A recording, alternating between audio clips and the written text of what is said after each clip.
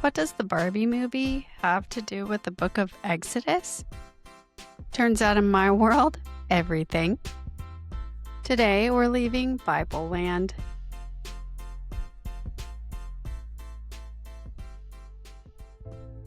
If you've ever felt like you were living a life that wasn't quite yours, or carrying burdens you didn't choose, then you're in the right place. I'm Barbie Wolf, and this is Unboxing Barbie, the podcast for cycle breakers and comrades with our boots on the ground. It's a space for honest conversations about healing, faith, and becoming who we were always meant to be. Let's unpack some things together. Today we're going to talk about theme parks.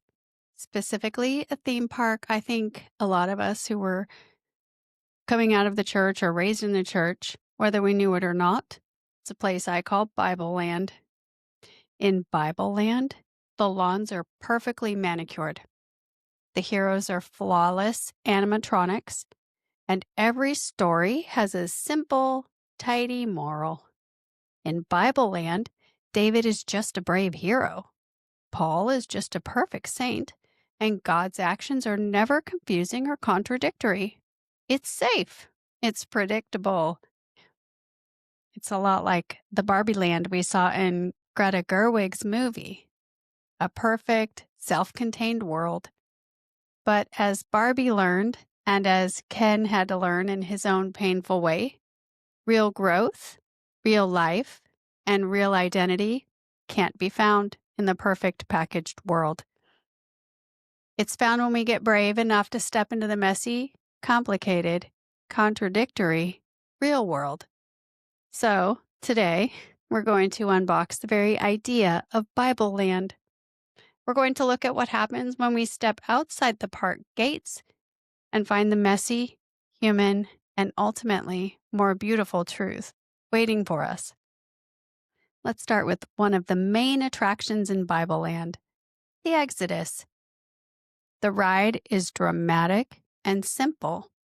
A good God sees his people suffering under a bad, stubborn Pharaoh.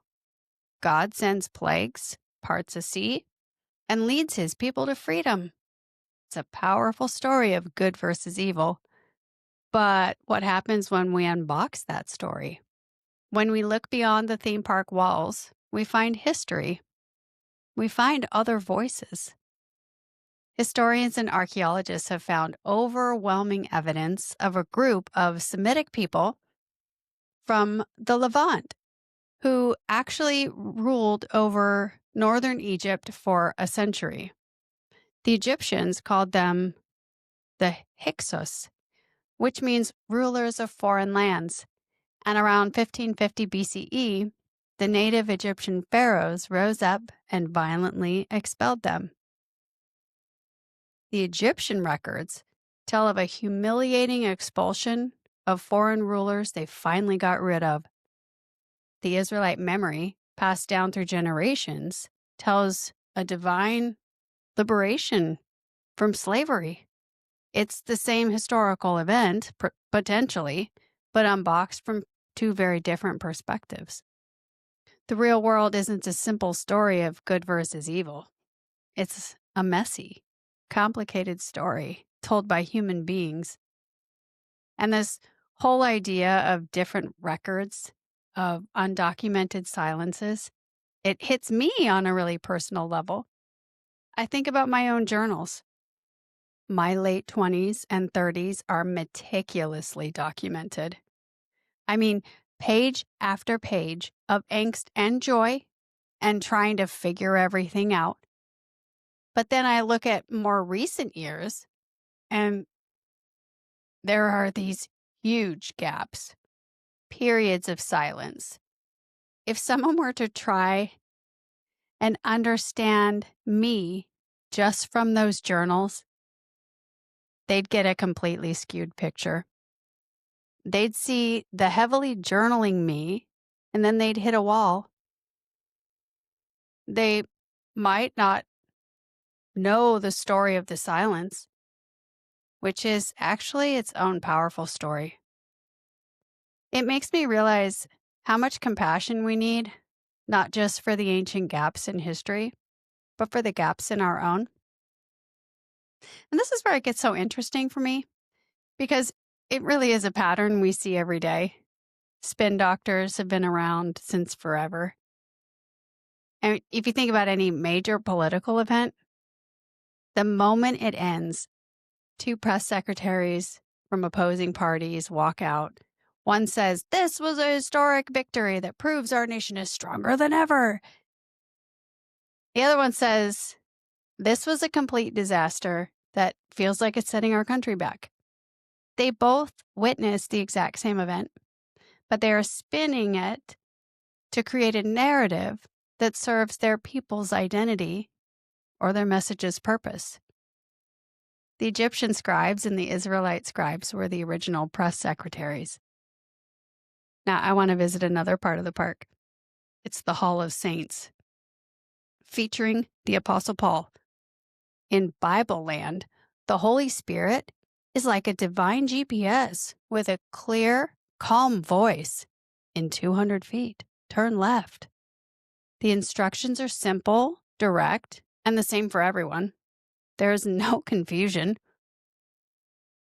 But when we unbox real stories in the Bible, like the book of Acts, we find something much more intimate and complex. We find a God who doesn't just broadcast a signal, but resonates uniquely within each person. The story I'm talking about is in Acts 21. Paul is on his way to Jerusalem. A prophet named Agabus gives a dramatic prophecy. Paul will be bound and handed over. The data is clear. Pain and prison await you in Jerusalem. Now, here's a beautiful, complicated part that Bibleland sometimes smooths over. This isn't a story about someone hearing God wrong. It's a story, to me, about how the same divine communication can get filtered through different human souls. Paul's friends and the local disciples, their filter was love and protection. They heard the warning of danger, and their entire being translated that as, keep the person we love safe, stop him. But Paul's filter was mission and calling. So for him, the warning wasn't new information to be avoided. It was just a final confirmation of the cost he knew he was called to pay. His spirit translated the exact same data as, this is the road, be prepared. And this is where it gets so real. If we just imagine for a moment what their journal entries might have looked like that night, you can almost picture a disciple writing something like, the Spirit warned us today that our dear brother Paul would be captured. We fulfilled our duty and begged him not to go. But his heart is set. We fear he is walking into a trap that God warned him to avoid. And the prophet Agabus might have written, the word of the Lord came to me with power. I performed the prophetic sign, just as the prophets of old. I spoke only the words the Spirit gave me. I have done my part. The rest is in God's hands. And Paul, in his own hypothetical journal, might have written, the Spirit continues to confirm the path ahead. My dear friends, in their great love, see the chains as a stop sign. But I see them as a mile marker on the road I'm called to travel. I must not mistake their love for God's will. So, who was right? Bibleland demands we pick a side. But the real world invites us to see the deeper truth. The Holy Spirit spoke a single truth, and it was translated differently based on where each person was at in that moment. It can be confusing, but it doesn't have to be a crisis. It's a powerful picture to me of how God speaks to us personally, meeting us in our specific role, with our specific fears and our specific calling. It's messy, it's relational, and it's so much more real than a GPS. So, if the Bible itself isn't a perfect simple Bible land, why do we expect our own lives to be? We all have our Bible land self, the one we present to the world. Some call it the highlight reel. But then there's the real world of our actual lives, and the journey between the two can be terrifying. We need guides. The Barbie movie shows us exactly who to look for. First, we need a weird Barbie. She's the guide who's been there before in the real world. She's the friend or author who has already deconstructed. The mainstream might have labeled her bitter or cynical, but she really does have the map. She isn't afraid of your questions because she's already asked them. Look for your weird Barbie. She's the one who isn't afraid of your mess because she's already living in her own. Second, we need a Sasha. She's the guide of uncomfortable truth. She's the voice that points out how the perfect system you loved actually caused harm. It might be a book, a sermon, or your own inner voice that you've been trying to silence. Don't run from your Sasha. That uncomfortable truth she is telling you is a holy invitation to a deeper integrity. Third, and most importantly, maybe, you need a Gloria. She is the guide of a shared experience. She's your people.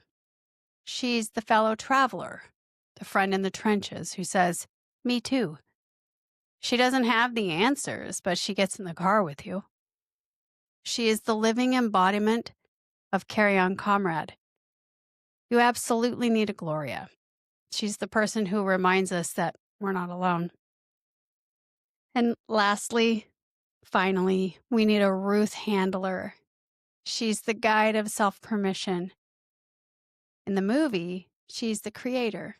In our lives, she might be that voice of grace, a mentor, a therapist, or that quiet part of your own soul that doesn't tell you what to do, but reminds you of your inherent worth and gives you permission to choose. She's the one who says, you have permission to become who you need to be. And I know some of you might be thinking, well, that sounds great, Barbie, but I don't have any of these people. I am literally at zero. I hear you and I see you. And I want you to know that the journey doesn't have to start with people. It can really start with a single, simple step. If your entire support system has crumbled, I have thought of a few outside the box paths to connection. A lot of communities have community gardens, so become the silent gardener. Find your community garden and tend a small plot of land. You can let the plants be the bridge. You could become the library regular. You could build one low-stakes connection by finding a librarian and asking for help once a week, whether it's in a topic, finding an author you like, or any number of things you could ask them for. You could become the public meeting observer. Attend a local town council meeting, online or in person. It doesn't matter. Just listen. You will be in the presence of people who care about the same square mile you do. You could become the neighborhood litter walker. You could care for the tiniest little corner of your world. Your actions will be seen, and eventually a nod could become a wave. You could become the digital scribe. You could volunteer online for a museum, transcribing old letters. You could be part of the global team saving history, but doing it from your own chair. You could become the animal shelter companion. You could sit silently with an anxious animal. Connection with other humans could grow from your shared love for the vulnerable. You could become a citizen scientist, help classify galaxies, or identify wildlife online. connect with a mission bigger than yourself.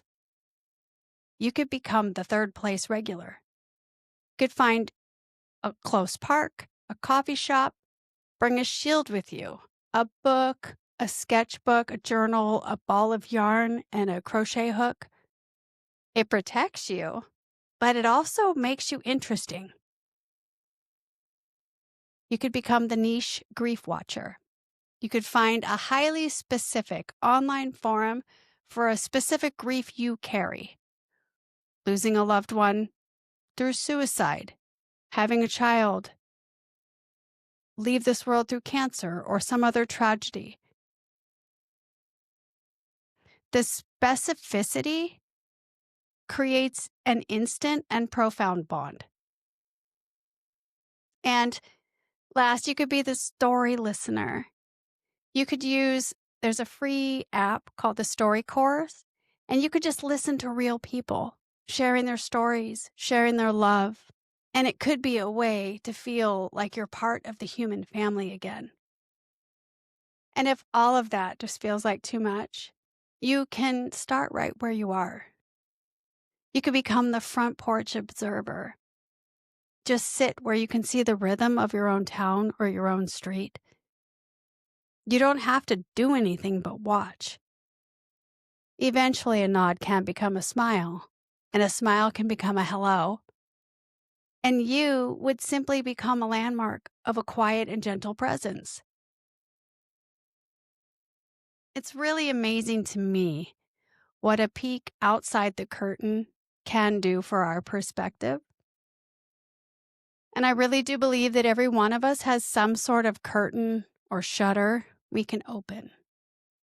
It might be the literal curtain on your window, but it might also be the curtain of our own assumptions, the curtain of past hurts that tells us it's not safe to look. Opening that shutter, even a crack, is a profound act of hope.